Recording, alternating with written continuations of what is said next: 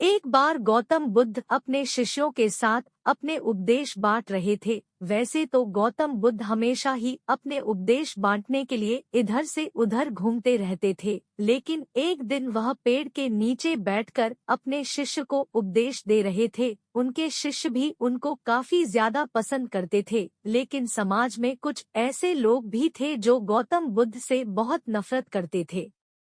एक दिन जब गौतम बुद्ध अपने शिष्यों को उपदेश दे रहे थे, तब उनके पास एक व्यक्ति आया। व्यक्ति ने आते ही गौतम बुद्ध को बुरा भला कहा, उनके पूर्वजों तक को गाली दी, लेकिन गौतम बुद्ध ने आगे से कुछ नहीं कहा। गौतम बुद्ध उसकी बात सुनते रहे। जब उस व्यक्ति ने देखा कि गौतम बुद्ध कुछ भी नहीं कह रहे हैं, तो और उस व्यक्ति को और भी बुरा लगा। काफी देर बुरा भला कहने के बाद वह व्यक्ति शांत हो गया।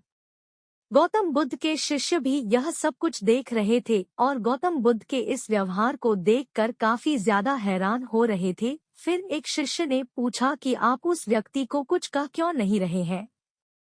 आप शांत क्यों बैठे हैं? तब गौतम बुद्ध ने कहा कि अगर मुझे कोई तोहफा देता है तो उसे मैं स्वीकार करूं या ना करूं, यह मुझ पर निर्भर करता है। अगर मैं स्वीकार करता हूं तो वह तोहफा मेरा है, अगर मैं स्वीकार नहीं करता हूँ तो वह तोहफा उसी व्यक्ति का है। ठीक उसी प्रकार यह व्यक्ति मुझे इतने अपशब्द कह रहा है, अगर मैं इसके उपशब्द स्वीकार करता तो वह मेरे होते। मैंने स्वीकार नहीं करे हैं, तो यह शब्द इसके खुद के ही है। हमें कभी भी उसी समय प्रतिक्रिया नहीं देनी चाहिए। हमें शांत होकर सही या गलत का फैसला करना चाहिए, उसके बाद ही अपने प्रतिक्रिया देनी चाहिए। ऐसा करने से बुरी बातें और मुसीबतें टल जाती हैं।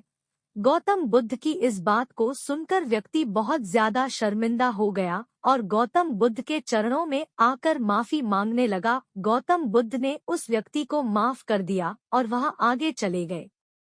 इस कहानी से हमें यह शिक्षा मिलती है कि स्वीकार करना या ना करना यह हमारे ऊपर है। इसलिए हमें जीवन में अच्छी बातों को स्वीकार करना चाहिए और बुरी बातों को अस्वीकार करना चाहिए।